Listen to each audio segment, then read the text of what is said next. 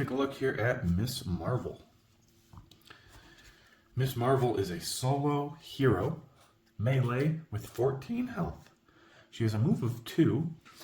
Her ability is, at the start of your turn, you may move Miss Marvel 1 space. Miss Marvel can attack from up to 2 spaces away, ignoring zones.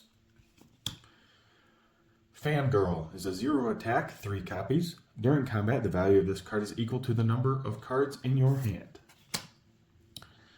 I'm Not Touching You. 3 copies, 4 attack. After combat, if Miss Marvel's space shares no zones with the opposing fighter, draw 2 cards. The Big Windup is a 4 value attack, 3 copies. During combat, if Miss Marvel's space shares no zones with the opposing fighter, you may boost this card. Getting into the versatiles, Miss Marvel has a feint, cancel effects on your opponent's card, 3 copies, 2 value.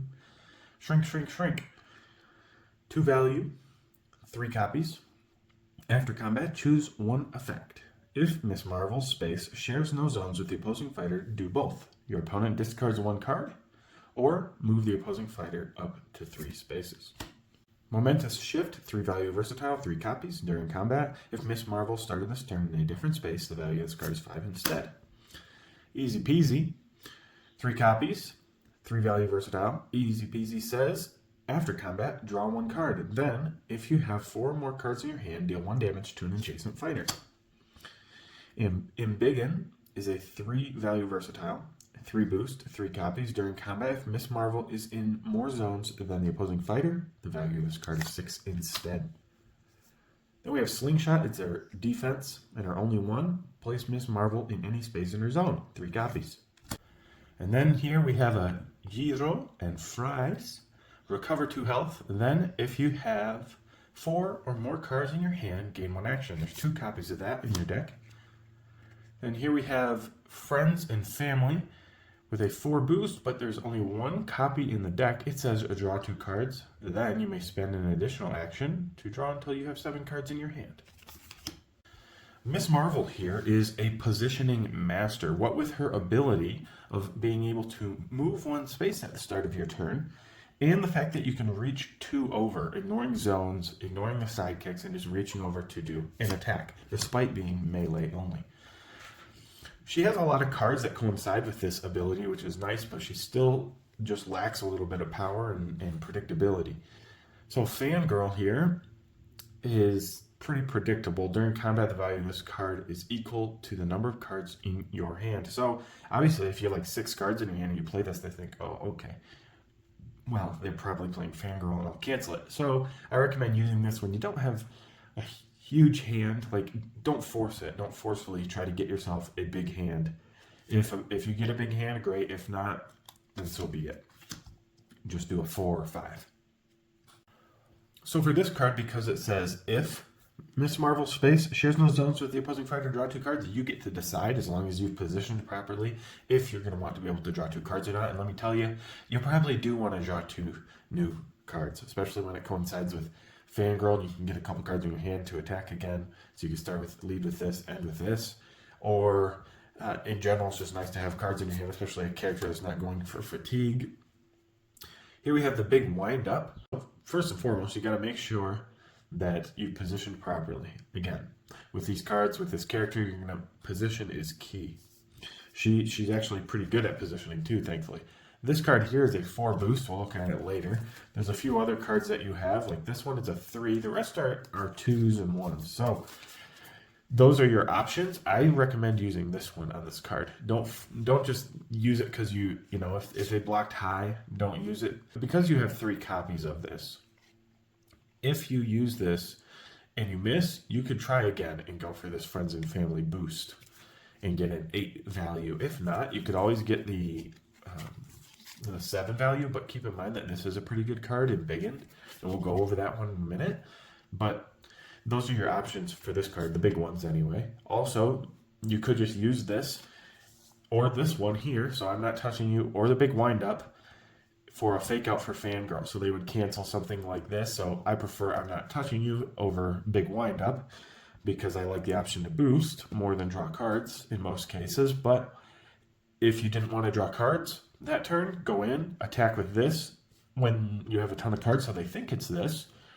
Then they'll cancel this, and they'll take 2 damage if they use the feint cancel, and then you can use this later or something. Often you will be able to attack twice if they're not running too far away because of your ability, at least some of their sidekicks or something. Then just a typical feint. Shrink is not that great of a attack or defense, but it does force your opponent to either discard a card, or the other option is that you move them up to 3 spaces. And depending on the map, maybe you do want to move them 3 spaces to be able to reach them better, or move a sidekick out of the way. Also, items on maps and high ground, stuff like that, can also be come into play with this card. So it's not totally useless, and discards are always nice, and there are 3, but the value is really where it's faltering. Momentous Shift, normally I'd kind of just pass over this, but with her ability, this card becomes so much better and so much more useful, because you're pretty much going to get the effect every time unless it's canceled, so it'll be a 5, and 3 5s in your deck are pretty nice. Easy peasy. This is just, basic 3 value versatile, nothing too special about it. You're drawing 1 card, and you need to be careful about how many cards you have in your hand after. So if you play this, you need to have 4 still in your hand so that you can deal 1 damage to an adjacent fighter. This card can deal with sidekicks. So you attack 1 sidekick with it, you can deal damage to the other if you positioned well, or with the hero and such. So you do actually want that ping damage, and I say go for it every time if you can. If it gets canceled, big deal. They can't cancel some of your other cards, such as Embiggen. There are 3 copies of this, and it becomes a 6, which is pretty crazy. Obviously, it's position-based, so you need to position well. And you can even sit in some of those multi-zoned spaces so that you can threaten this, even if you don't have it in hand. If they come near you, they think, okay, there's a 6. And also, they might feint it. Again, you can go for the 4 value and at least do 2 damage over and still have these for the future, and you've gotten rid of one of their feints. So it threatens that. You can threaten a lot of things into feint. Slingshot, place Miss Marvel in any space in her zone, is a 3 value defense. So, you got to use it on defense, but it does give you that nice positioning to maybe get in. So if a sidekick attacked you, make sure that you positioned well to get over that sidekick to get to the hero, because that's what you're going to want to do. Getting into the schemes, I would use this one normally for recovering 2 health. Then if you have 4 more cards in your hand, you gain action. So again, you get to decide if you gain an action. Normally I would want to gain the action again because you're not going for fatigue. And so that's 4 extra health on top of your 14. So you really have 18 if you use this correctly. And you get the gain action on top of the recovering 2 health. So you can play this in combination with cards like this. I recommend not using Friends and Family though, because there's only 1 copy and it's a 4 boost. And the boost value on the big wind-up card is far more valuable to me than getting 7 cards in my hand. If you're in a bind, of course, get some cards in your hand and don't just get that 1 extra boost or that you could do instead of something like Embiggen with a boost or even a 2. So if you get a 2, it's a 6 still. I recommend using this card, the big wind-up. It's kind of your big hitter, right? Try to get Friends and Family boosted with it, but if you can only get one of these 2s that you're not going to be using, it's still a 6. So if you need some of these other cards, or they get discarded or something like that, you'll still be fine. As Miss Marvel, make sure that you are positioning well, and you can do that. Of course, they can stop that and position well as well. And if they have sidekicks, of course, they're going to benefit from that and be able to space them away. And maybe you have to take out the sidekick. Don't be late game trying to get over a sidekick. Then you will just lose. Okay? So think about every little movement to set up cards, or at least have that threat that I talked about with some of these cards. Reach over the sidekicks. Attack the hero if you can. Be careful that they're just not baiting you. And then later game, mid-game, they switch up and space their hero and their sidekick apart so that you can't reach him, and then you're just chasing the rest of the match and killing yourself. Make sure you're not doing that. If you do, you have ways of getting around that with some of your cards, but not many. So be careful about that. You really only have these 2 for the movement effects.